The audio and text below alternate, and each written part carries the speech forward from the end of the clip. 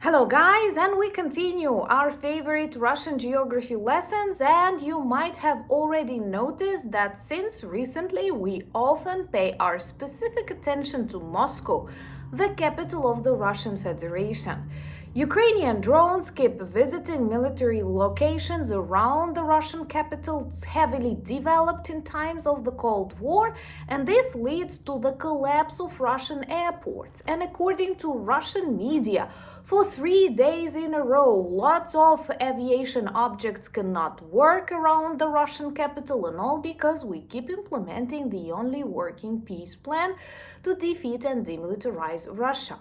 Also, another village inside Kursk region is under the control of the Ukrainian armed forces, and this results with the great dissatisfaction inside the Kremlin and more reports that they don't like how this bordering with Ukraine regions prepared for the war, how they built the fortifications. And the answer is they did not prepare for war on the Russian territory. They all believed in blitzkrieg, just as the Kremlin gobbling, but they keep failing. Please see this tremendous shift in the discord even inside Russia. Now they have to close airports in dozens of their regions. Airports in Moscow are not operating, and Turkish Airlines, the ones that continued working with Russia, actually want to stop this cooperation because of constantly closed Russian airports and Russian territories under the temporary control of the Ukrainian armed forces until they will be turned into a truly buffering zone. So Russia is losing the war. My name is Anna, I'm from Ukraine, I'm in Ukraine, and if you want to see the collapse of the Kremlin regime, subscribe, we will talk about that in detail on the channel.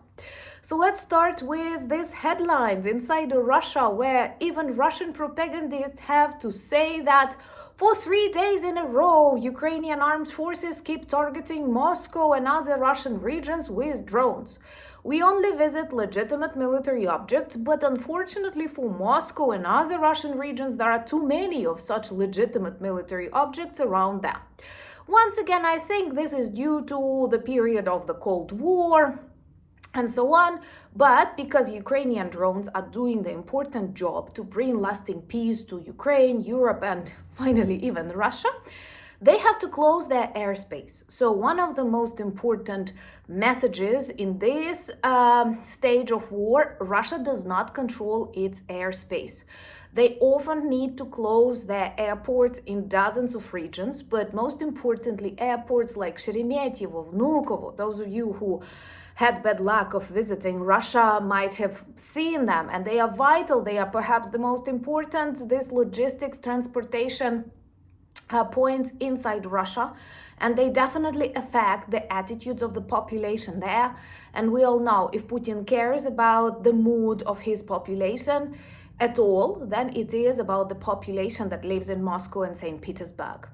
And once again, they had to close these airports. They name such operations Kovер, which can be translated as the carpet, because because we are covering them like carpet with the Ukrainian drones, demilitarizing legitimate objects. And what is interesting, Turkish Airlines, you know, that is a huge company. Many people love flying Turkish Airlines. I don't know, did you? By the way, it's interesting. You know, I don't love flying, but I have to very often. So let me know in the comments below, what are your favorite airlines for Anna to know. So Turkish Airlines want to stop cooperating with Russia, and Russia is already very isolated because they consider Moscow not trustworthy in this case. Moscow does not want to acknowledge the reality that they are no-fly zone, and people have to spend like 3 days closed in airport waiting for delayed flights that will later be cancelled, and all in times of superheat. And don't feel sorry, because it's not the same as hiding during night in bomb shelters when your hospitals and schools are destroyed. It's just about the possibility, you know, not to have some rest on the shores of Turkey. But this is also an important message to the population of Russia. Blitzkrieg failed. Subscribe to demonstrate your solidarity with Ukraine, and please share these videos if you share my opinion. And, by the way, a lot of Russians escaped to Turkey at the beginning of the full-scale war, and not because they oppose war, but because they didn't want to be conscripted. And I have a new video on channel Anna Danilchuk that I connect here, where I actually discuss why so many Russians, while escaping to the West, keep describing West as rotting and decaying. What is this paradox? And also a little bit more about this fact that so many Kremlin children, children of the elites, are still in the European Union, in the United States. Why is it normal, and why Russians do not ask questions about that? It doesn't seem very natural at all. So do watch this video and subscribe to that channel too. And more problems are occurring in the Russian regions that border with Ukraine. They are a front lines now. A lot of Russian regions are a front line now. They also have air raid alerts. They also have to hide sometimes. And we control plus one more village in Kursk region because we need to create a buffering zone that will protect Sumy, Kharkiv, and more of Ukraine from Russian shelling. It's pretty obvious. Russia invaded Ukraine, and we have to defend ourselves. And to defend ourselves, the only working way is to demilitarize Russia. And there are more and more problems for the Russian officials because the Kremlin is dissatisfied with the way they prepared for war. But let's be realistic. They did not plan that war will return back to Russia, and now it's full back home to Russia where it belongs. And by the way, that minister of the transportation of Russia that was recently found dead, perhaps was found dead because he was previously the governor of the Kursk region that failed to protect itself, and he was actually the one to receive a lot of money for the building of fortifications. So Kursk, Belgorod, Bryansk regions failed that. And don't blame just these governors. Actually, that's good. They did not prepare properly from my subjective Ukrainian perspective, but Russia is a mother of corruption. Russia is the country that exports that corruption, that brought it to former Soviet republics together with its oligarch that wanted to control our systems. And by the way, the less Russian influence you have in Ukraine, in Moldova, elsewhere, the less corrupt countries are. So if we want to fight corruption, we actually have to fight the Kremlin. And that's what we do in Ukraine. That's what Maidan was about.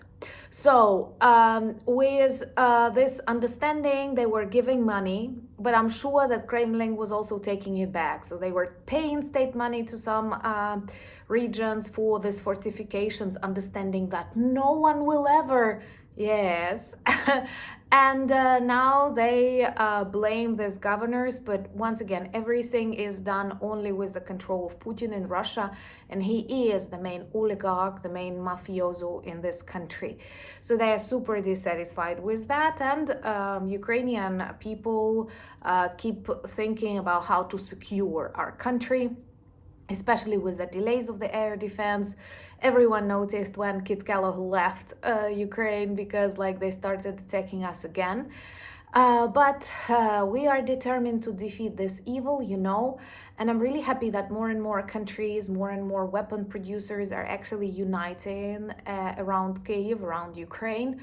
And we will share our skills, our expertise to make your countries a safer place. Because recently the head of NATO in Europe, if I'm not mistaken, said that we have 18 months before Russia and China can together attack Russia, some NATO countries in Europe, and China, Taiwan. So if we manage to show Putin his real place in The Hague, then this will not happen. And that is why it's so important to remain united, to keep explaining to people the truth of this war, that no, it's not so obvious as some say. No, everything is very obvious. It is Russia that invaded Ukraine. It is Russia that keeps destroying our cities. It is Russia that violated international law. It is Russia that invited North Korean soldiers. Let's be honest and true to ourselves.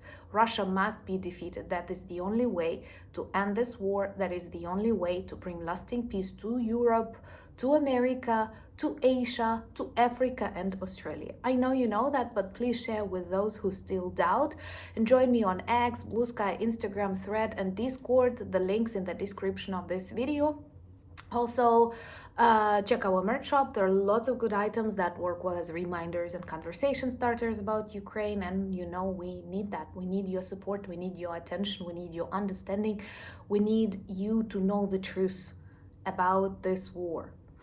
And thank you for buying me coffees, becoming my patrons and sponsors of the channel. Do check my second channel. Because of your support, I'm able to run 2 channels now, because I feel I need to tell more truth and just to discuss with you more. And that second channel, Anna Danilchuk, is more about discussions. I'm always happy to read your thoughts and reflections on my videos. The new one is already on the channel. And once again, thank you for being friends of mine and friends of Ukraine. Slava Ukraini!